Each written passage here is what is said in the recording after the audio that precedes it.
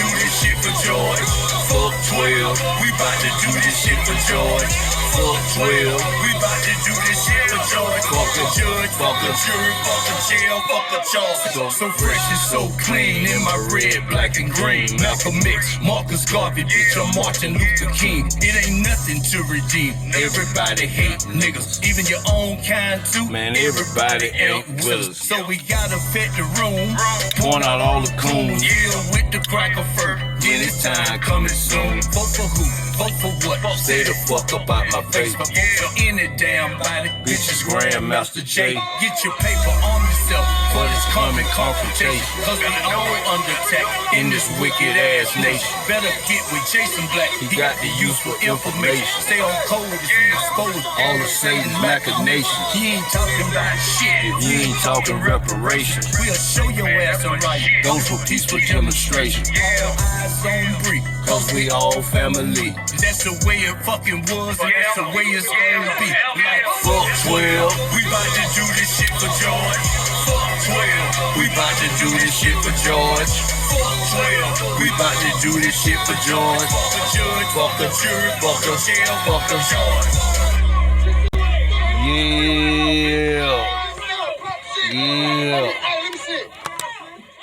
Yeah. Now that I got the energy right in this motherfucker, you know what I mean? I can jump right into it. I played that song to start off my video, not to toot my own horn, but to give you an example of what this discussion is going to be about today. Okay. In my last video, I brought out the great master teacher, Dr. Neely Fuller Jr., you know what I mean? Heavyweights, titans in this thing, you know what I mean? No nonsense approach. All 100% useful information in everyday life and tools and weapons that you use to fight against white supremacy. That is the fucking point of being woke, conscious, any of these other fucking made up ass words. That is the point. Not no fucking juices, not no fucking berries, not all this flying, astro projecting bullshit. That is not the point. Y'all get up out of here with that shit and go start your fucking Astro Island or something. I don't know, but we in here and we at war. And it's serious. And y'all motherfuckers ain't doing nothing but clouding the message. And we need to find a unifying principle, right? Everybody on the B1 side with me, we already know what time it is. The fight is against white supremacy. Every lack that you have, every ailment that you have can be traced directly back to that one thing, the religion of fucking white supremacy, the worldwide legacy of white supremacy against non-white, no weasel words over here, against black. Anti-black racism is the most popular, the most dominant ideology in the world. And that is what they unify around. They unify around the oppression of black people, orchestrated by the white supremacists, but including various other buffer classes and sellouts of all sorts. So, like always, I ain't gonna talk you to death in the beginning. I told a damn lie last time. I told you that I wasn't gonna interrupt Dr. Fuller, but you know, the points just be so strong. I just want to make sure that you hear it and amplify this message. So now I want to introduce y'all to the man that if I was going into a court battle, a gun battle, a debate, I would want a guy like this by my side. The guy that I'm about to play for you is the person that I hope and dream that one day I may be able to express myself as effectively as he does. And his name ain't just a name. He embodies his name. That's why some people pick names, negative or positive. Subconsciously, you try to embody that name, and it can be positive or it can be negative. That's one of the very, very useful things that I learned from a fucking weirdo. It's knowledge everywhere. I learned that shit from young Pharaoh, you know what I mean, only for him to just flake all the way out. But you know, everybody got something to add on. But the unifying principle is what brings it all together. And now, no further ado, I'm gonna bring to you the fucking walking, living legend, Professor Black Truth. Tune in and learn. Let me start off by telling you something you probably already know. Human beings are willful and disorganized. Shocking, I know. This is true of all of us, even me. And what's true for the individual is also true for the group. Now, imagine... Hey, man. Go ahead and subscribe and like the video if you feel like you're smarter by the end of this video. And I guarantee you will be. So I should have just as many likes as views on this video. Let's go. Imagine being someone who's got some big ideas and you call yourself trying to take all of these different people with all of these conflicting ideas and motivations and tendencies as individuals and turn them into a group who is focused in one direction. That is the single hardest thing you'll ever try to do. Or rather, human conflict is the hardest single thing that you'll ever do in your life. And he's right. But of course, what goes unsaid is human conflict is internal as well as external, but I digress. That's right. Let me give you an example that probably will make the point a little more sharply. Now, before anyone gets their noses bent out of joint, yes, I am going to use a biblical example because I need to use cultural touchstones that everyone's... Professor Black Truth will use any book in existence to teach a lesson, including the Bible. He's pretty much non-religious. It always goes back to wheat and tares.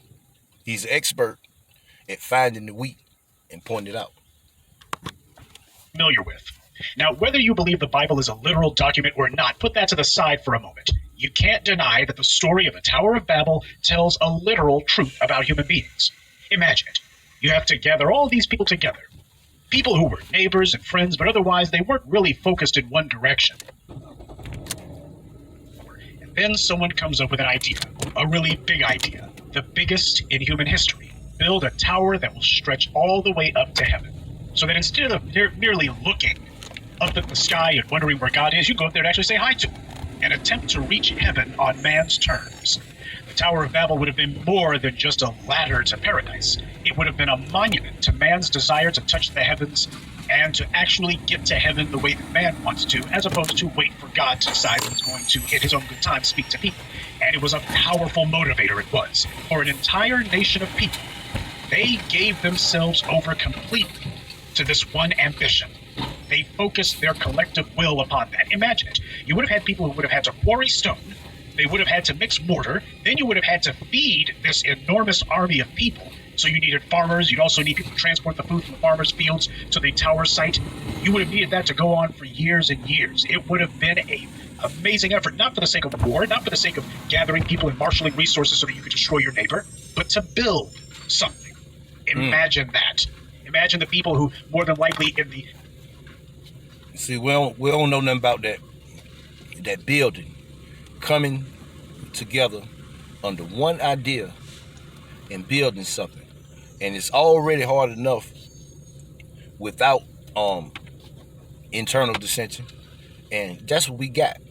We got too many people out here with too many different ideas that has nothing to do with the end game. That's why it seems like we stuck in mud, spinning our wheels. That's why a unifying principle is what the white supremacist uses to keep us in the state we're in. Construction of the scaffolding probably fell to their deaths. That's a very common thing when you build skyscrapers and such.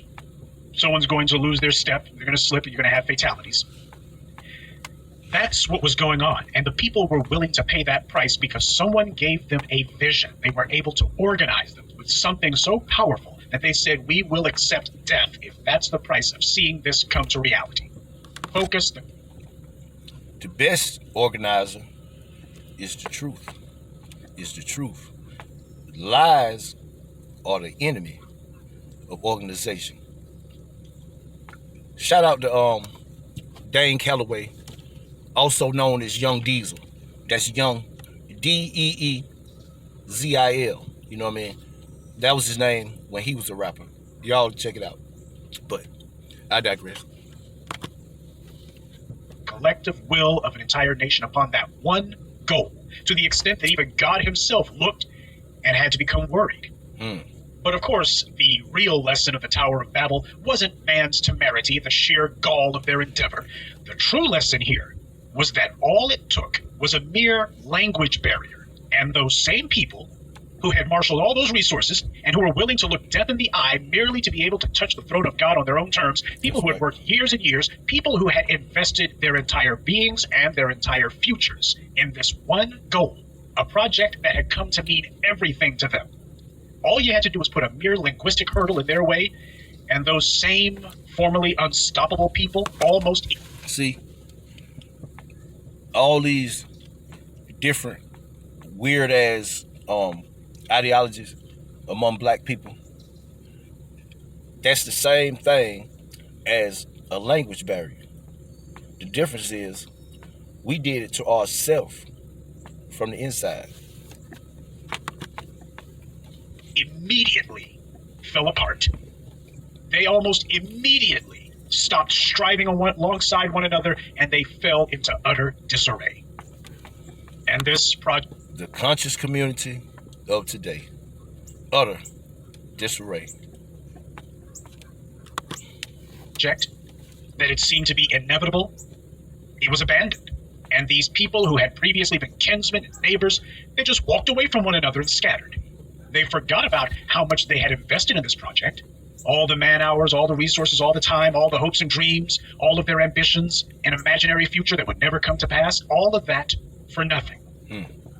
They didn't even attempt to try to understand one another. They didn't try to even attempt to try to reestablish some sort of working dialogue.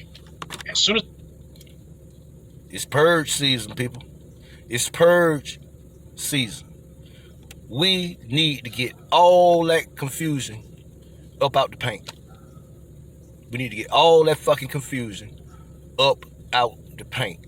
It's no way in hell Dane Calloway should be able to influence so many of our people with that bogus ass information that a guy that's been on YouTube for like 1 month can debunk without leaving his fucking bedroom.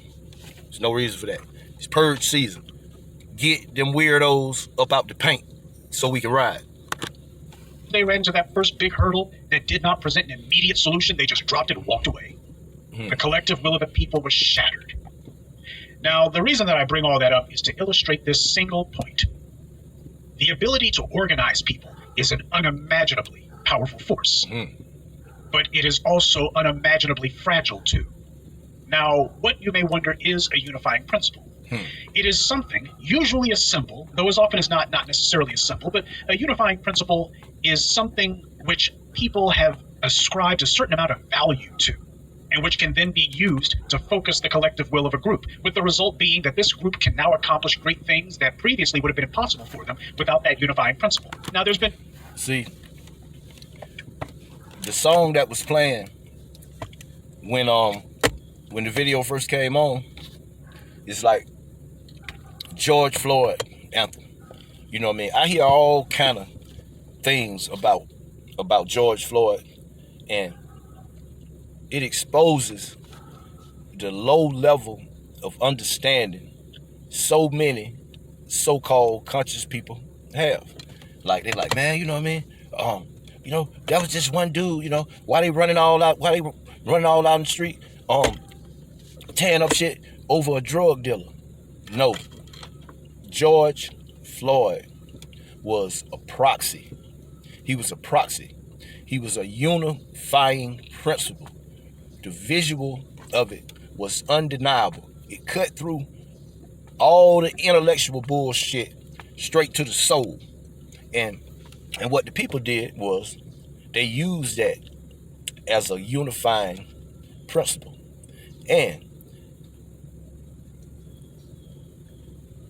the George Floyd insurrection were effective. They was effective. They got some conversations started that wouldn't be started otherwise. We used that as a unifying principle. We used it in a positive way to motivate the people. Like, we ain't going for it no more. Okay. Now, I admit, since then, it seemed like, people done went back to sleep, and now it seems as though it wasn't so effective. But last summer, you could feel it in the air. It was different. Plenty of unifying principles throughout time. The principles can be things like religion. They can be things like a common language. They can be things like money. Money is a very common unifying principle. In fact, let's dwell on that for just a moment. How in the world does money have value? The only things that have value in this world are the things that allow you to see the next day. Food, water, shelter, medicine. These things have value because they allow you to keep living. Write that down. Everything else aside from that, kind of hard to ascribe value to it. And money, how do you ascribe value to pieces of paper? Hell, let's go beyond that. How do you ascribe value for a human being to gold? You can't eat it, can't drink it, you can't wear it, not very easily. You can't use it as medicine, you don't need it. And yet, for thousands and thousands of years, human beings have willingly, gleefully killed each other over gold and later over pieces of paper, and that's because human beings signed on to an idea. It reminds me of what Jeremy Irons said in the movie Margin Call, where he said they're just pieces of paper with pictures drawn on them, so we don't have to kill each other just to get something to eat. Okay. That's a unifying principle.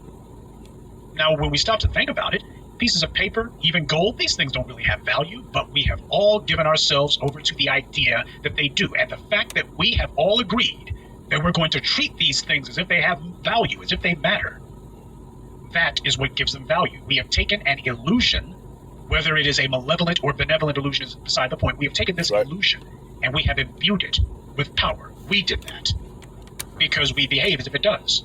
And that's the reason why it becomes a unifying principle. That's the reason why it's an organizing principle. That's right. The same goes for ideology, by the way. Ideology. Now, we're going to get to the good part.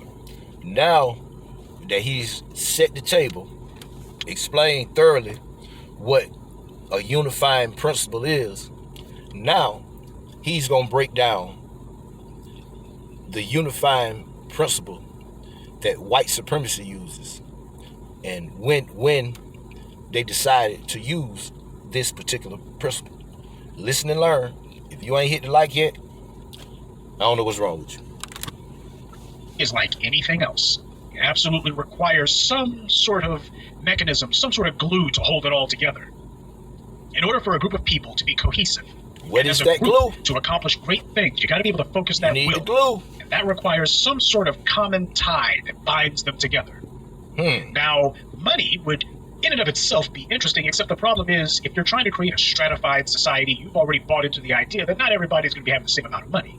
After all, if you're going to use money in order to be an organizing principle of a necessity, there has to be less money for the majority than there is for those who are seeking to lead the people around by the nose. An organizing principle means very little if there is not some sort of brain that is organizing the people towards some sort of end.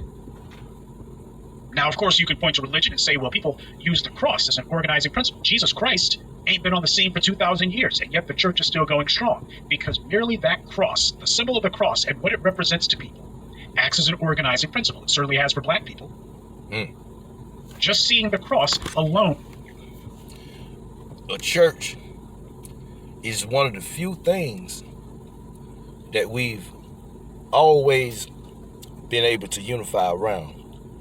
That's why the slave master became involved in the church, and his fingerprints are still all over it for this day.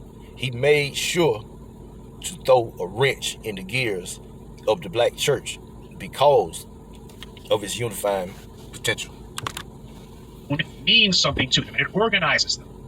You can invoke the good offices of God himself, and you can get the people to follow you like lambs, and they will do so willingly because you have invoked something that they understand, something that was used to focus their collective will. Well, white supremacy, which is a religion to the dominant society because they depend on it for everything, is amazing. It's not merely the religion in the sense of focusing on a deity, it is the religion because they see themselves as the deity.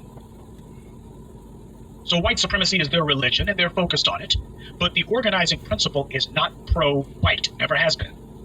The organizing principle is anti-black. Did you catch that? The white people are not pro-white. That's not their unifying principle. Their unifying principle is anti-black, because some of the people that are considered white in the present day, they got new status as white people because they agreed to follow the creed. Anti-black. White supremacy is a negative affirmation, not a positive one. It's not based on, I am great because I'm white. It is based on, I am great because I'm not black. That's the reason why every time they get together, they can't help but talk about us. That's right. They don't really have anything positive to say about themselves, and they've been trying. They've been trying to find something positive to talk about themselves for, and that conversation doesn't get very far. See, there's basically nothing positive in white history. That's why they hold up heroes and symbols, whether they real or fake. It ain't no real white Superman. I mean, valiant and has integrity, always does the right thing. That don't exist. You know what I'm saying? All of their heroes are lies. The founding fathers, all their stories are lies. Back in history to Alexander days, all lies. They have no positive history. They don't live anywhere near black people. Black people have no power over them. We have no influence over their lives. And yet, for some damn reason, they just can't stop talking about us, can't stop focusing on us. They cannot stop aiming their guns at us. They can't stop thinking about us. They're obsessed with us. They're fixated on us. Because that's how white supremacy has organized itself. They don't have anything positive to point to about themselves because that was never the reason why they were brought together. They were brought together for the sake of propping up the power and prestige and the comfort of the white elite, the white 1%. And the organizing principle was not, we are great because we're all white. That's the reason why you had to have people who were eventually drafted into the team over the course of 80 years from the 19th century into the mid-20th. It's always been based on the idea of you need to prove yourself worthy of being considered white, and you do that by dumping on black people. That is the organizing principle, always has been. Getting smarter yet?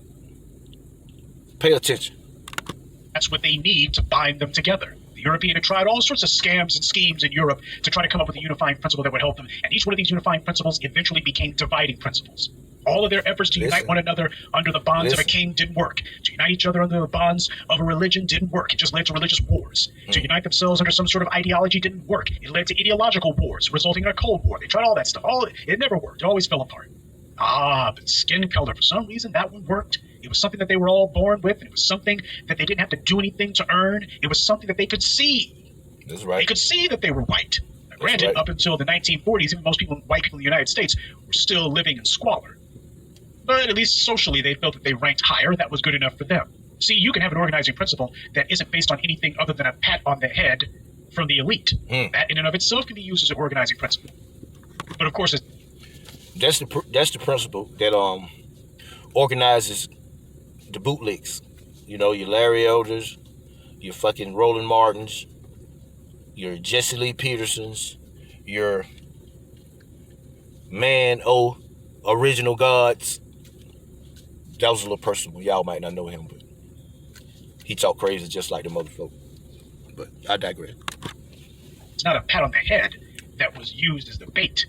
What was really used was, hey guys, we're all going to dump on these black people. Yeah, we know it's wrong, but we also know that this is one thing we can all agree on, and we can use this to focus our will. Yeah, and all these good old rednecks down in the South couldn't write their names, and even if they could, they couldn't read them. They got absolutely nothing out of chattel slavery, and these same people who prior to the 1860s had been commonly called poor white trash, all of a sudden these people were building monuments to slave owners who would have shot these same white people if they set foot on their plantation without permission. Okay. Amazing. See, the Civil War, just to show you how evil and demonic white supremacy is, the Civil War was fought. The blood that was shed was from the poor white people that couldn't even afford slaves anyway. They did all that shit for a precious few at the top. The ones that had the money, the ones that really benefited from slavery and sacrificed. I don't know the percentage, but a real good number of them for nothing. Huh? That is how precious a delusion becomes to people when it's an organizing principle, because they don't have a substitute for it. But in recent years, there's been some bumps in the road. There have been a couple of stress fractures and a few cracks in the otherwise iron wall of white supremacy, and reality has occasionally been allowed to glimmer through. And what's happened is the dominant society, the white majority, are finding themselves in a situation that is very uncomfortable because it's been a while since they've had to see the reality. Okay. They're getting their butts handed to them by Asian kids in schools, and increasingly in finance. And in sports, black people have run the yard for over 200 years, truth be known, but we've come to utterly dominate the scene the last 100. And all of their rhetoric about competition is being proven to be the lie that we've always known it is, because it can never be true. Because the devil's bargain that holds white supremacy together, the bait that the European ruling elites used to lure their indigent kin to the Americas, wasn't the promise of competition. The lure was the promise of a sure thing. Okay. A guarantee of economic goodies. The promise wasn't that it was going to be a fair fight for resources. The promise was there wasn't going to be a fight at all for them. You'd just be handed them to you. And that's exactly what's been going on. But it's not enough merely to give the poor white trash some goodies. You need something that would organize them. Simply having a grab bag of giveaways isn't enough to organize people. You have to have them go in a particular direction. There has to be a reason for the goodies. You have to put some organization into the organizational principle. And the it's still at work. The part what he talking about now. The goodies, the handouts. These people like Candace Owens and these black conservatives that they whole spiel is everything's black folk fault. Everything black folk fault. White supremacists finance their whole life. That's why they do it. They don't even believe the shit. It's just weakness. But handouts and goodies can get people behind a certain idea. Organization is we are going to get ourselves in formation against these black people. So long as you continue to toe the line, and we all continue to oppress this designated underclass, well, you'll continue to get the goodies. Because we have to protect the goodies from them. Yep. We have to protect it from them. Let's come up with some lies. We'll lie big and lie all the time and say, well, they're unworthy of these rewards, which the black people were the ones who generated in the first place. America would still be a freaking wilderness not worth coming to if black people had not hewn an empire out of the freaking wilderness. It was black people who created the empire, not the white folks. No doubt. Hell, a lot of these white people didn't even come into the Americas until the 19th century.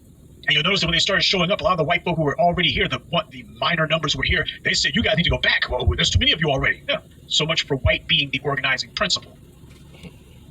White people like Richard Spencer, they're honest. He said it himself, that white people cannot compete and that they shouldn't have to. He said if white people... Richard Spencer, the leading voice for grassroots white supremacy in this country. He'll go ahead and tell you the truth. See, that's like your hardcore rednecks, the kind of white supremacists I'm used to. They're easy to beat. You see them coming from a mile away. But I consider every white person a white supremacist. I mean, by default, but that's just my opinion. People are losing the race, that is race meaning competition for resources and power, thank you, Dr. Claude Anderson, then race. White people should not hesitate to appeal to white fiat. Richard Spencer made it crystal clear. His goal was not to compete for anything, not to compete for resources, not to compete for his place in the world. It was not to compete for anything. He was not looking for a level playing field. He was looking for a sure thing. And when you look at the numbers of young white people who are getting behind him, and the people who happen to be in business and government, who have always been on the side of the Richard Spencers of this country, you understand that more people than are willing to admit it side with him. And this is why time and time and time again, whenever black people have... I know a lot of y'all woke up that dark November morning in 2016 totally shocked that Donald Trump won the election. Boy, Barack Obama, boy put more niggas to sleep than lean. Have predictably bested white people, either in sports, in media, or in economics. White people have always either killed, imprisoned, defamed, or otherwise viciously attacked said black person. Doesn't matter if it was Jack Johnson, Marcus Garvey, Martin Luther King, Michael Jackson, or Bill Cosby. Doesn't matter if you wanted to see the scam. If they ain't fucking with you, if you out there on YouTube and you got a channel and a pro-black, anti-white supremacist channel, and they ain't never shut your page down, you ain't hurting them. Your message is too soft. This is like over the 10 years that I've been listening to Professor Black Truth. Man, this is probably about his 15th, and my estimate may be low. This is probably about his 15th channel. They chase this brother all around the internet, and when they find him, they shut the page down. But he's a planner, so he always got another plan to the family where to look when you're looking for him.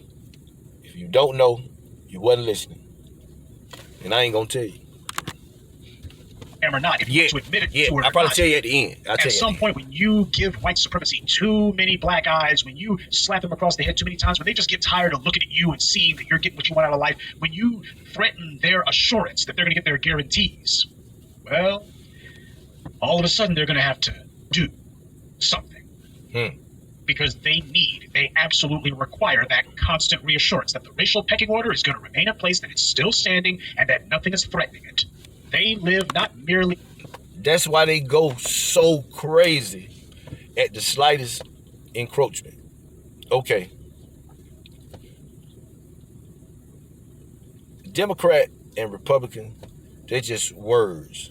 The real party of America is the white supremacist party. They put on political theater and pretend to hate each other. But every time the issue is black people, they can come together on that issue. Or more specifically, what black people shouldn't do or what black people shouldn't have. They come together on that shit like Voltron. In anxiety of losing their racial goodies and guarantees, they live in anticipatory anxiety of losing it. That's what Richard Spencer's about. Richard Spencer has been confronted several times on the fact that white people are not in danger of losing anything. The first thing he says is, but you know, 50 or 60 years down the road, the trend could one day go in that direction. He's not in fear of losing anything. He's in anticipatory fear. He's like, well, in 1,000 years, it could well be. He's dreaming up these scenarios. But you know what? He's not the only one. When you look at the number of idiots who are behind him, you see that they all are on the same page, terrified of even the possibility that they may have to compete for so much as one crumb of their daily bread. If they have to compete for anything, as far as they're concerned, the world's been turned on its head, and they gotta set it to rights. They know that the racial status quo is a complete fraud. That this is not the way the world is. It's the way that the world has been forced to be. This is not the world being run right. This is the world having been raped, perverted, skinned alive, mutilated, and left on the side of the road for dead. And as long as they think it works to their benefit, then they will continue to demand that this perverted horror show of a society continue to be kept just this way. It's not hard work. That's the reason that they have so much and that we have so little. If hard work was the solution, then the chumps on Wall Street and in the Fortune 500 companies... And they so quick. Black people are just lazy. They should just pull themselves up by their bootstraps like we do. Or like we did. Total and complete agreed upon lie. Would be dead broke. A wino on a street corner works harder than a Wall Street broker. Huh? A crackhead on Skid Row works harder than a Fortune 500 CEO. The men at the top get paid more than anyone else, and the most work that they do is swinging a golf club on the 5th hole green. 3 martini lunches and sexually harassing your female staff full time is not hard work. And that's not alleged. It's been proven. Fact. But these men are the ones who reap the biggest rewards. This is what these men do, as we're finally seeing revealed somewhat in the news. From Amazon to NPR, the covers are being pulled back on the men who run America, and we're seeing what they truly do when they're on the job, and it's not working. You want to know why so much of entertainment is total crap? You're seeing it. You want to know why so much of American business is in shambles? You're seeing it. So don't ever let them pull that. How many of y'all work harder than your boss on your job? I can answer that. Every goddamn body that got a job and ain't the boss. Snow job on you with the worn out lie about how hard they work. They came here to escape work, not to find it. To them, the U.S. is all about that free ride. Lazy. That free ride's going to be paid for by black people. That's the other side of the issue that they don't tell you about. Lazy. Their place in the world didn't just fall from the sky. This is a hyper-aggressive racialist war being waged against us and no one else. They want to keep these other non-black groups under control, but we are the ones who they want to keep under their boot. The unifying principle. We are the ones that they want to keep under their boot. And the reason why they have been able to do it for so long is because of our lack of a unifying principle that makes sense, right? We getting pulled in too many different directions. We are not being led by our best and brightest. We really being led by the dude that sit in the back of the class and talk real slick, you know what I mean? We it's personality driven instead of result driven these days. Really, I feel like we should have listened to the nerds, man. The nerds have the right idea. You know what I mean? If because they're gonna try to co-opt the nerd and get him on their side, or either they're gonna try to destroy him. That's how it go. But we not being led by our best and brightest. So first of all, we need to get on code in the way we move. And Professor Black Truth and the Black Authority, Jason Black, I really, really feel like they got the program for the people. From the business to the relationships, all aspects of life, and how white supremacy affects those things, and they give you tools to push back. Y'all need to get them brothers in your rotation, man. And you know what I mean, I'm gonna do my part to try to boost the signal and add on, you know what I mean, and expose people to some proper teachings from my.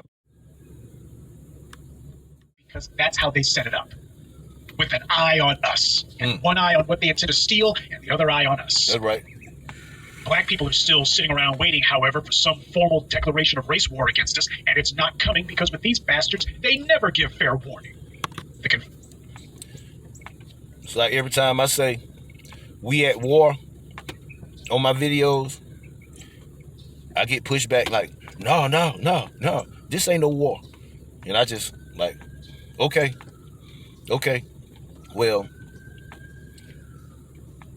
this might not be a war to you, but your ass is gonna be cannon fodder. That's the penalty for denial. Confederacy damn sure didn't warn the North that they were going to attack Fort Sumter. They just went and did it.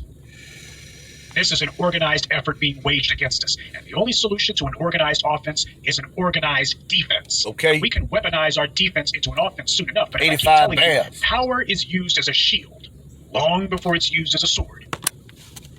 Whoa! Power is used as a shield long before it's used as a sword. You get that? You get that? Power, you got to build up your defense. The way you build your defense is study the fucking offense and counteract the offense. I'm using a football analogy right here. Okay, when your defense is so good, you can play off your defense. You can even score victories strictly by your defense. We got to start shooting the gaps on their ass and creating some turnovers, you know what I mean? Instead of always letting the offense dictate. Find out all weakness, build them up, and turn them into strength. That was a good point by Professor Black Truth. If you can't defend your territory, then you have no hope of taking someone else's. So let's take care of first things first. As I said in the beginning about the Tower of Babel, the collective will of the masses can be focused. And under altruistic circumstances, you can do it with the people of different ethnic groups. The good dominant society. Altruistic circumstances are very, very, very rare and even farther in between. Loves to point to, well, America is a meeting of immigrants and, you know, all of these people of different races and such, and it's a salad or it's a melting bullshit. pot or a patchwork of different races, and oh, you know, we've come together for oh, give me a break. Only time that you had all these other groups together was when they were trying to win an argument. You had one group of Europeans in Europe trying to win an argument with another group of Europeans in the United States and the Americas. And what happened was they said, all you non-black folks, all you non-white folks, whether you're in Europe's colonies or if you're in America's open-air penal system, because that's what the society is, it's an open-air prison, the world's largest. We're going to press you guys into service to help us win this fight with these other Europeans over here. That's all the two world wars were. Now, the only Europeans? real examples of anybody bringing different racial groups together to accomplish great things for the right reason was black leaders who fought for social justice. And they've always worked to rally these other non-black groups to the fight. Okay. The problem is that these other non-black groups have never dealt in good faith. These other non-black groups give us their ass to kiss. Disrespect our icons, disrespect our history, and try to piggyback their way to the so-called American dream. That's really our American nightmare. Shout out to Professor Black Truth. And those who claim to be our allies almost immediately jumped into bed with the bad guys first chance they got, and they were only too eager to sign on to the devil's bargain of white supremacy. See, when you come from a group of people who have not defined the society along the lines of their organizing principle, whenever they call themselves trying to do coalition building, it always turns out to be a can of worms. It always winds up blowing up in their faces. The same organizing principle that brought together the dregs of Europe for the first time in their history would also serve to bring other non-European lackeys under their scheme as well. You see, white supremacy has turned the world. Latinos, Asians, all these different kind of black people that want to divorce themselves from Africa. He talking about you motherfuckers right now. Into one big global racial pyramid. But what's always gone unsaid is that this pyramid is not so much defined by having white at the top as it is defined by having black at the bottom. That is the only thing which defines the system of white supremacy that we live under. It is not defined by anti-Asian anything. It's not defined by anti-Hispanic anything. It's not defined by religion. It is defined by black at the bottom. And don't you forget it. That is the unifying principle of the white supremacists. What is ours? We got to get it together, people.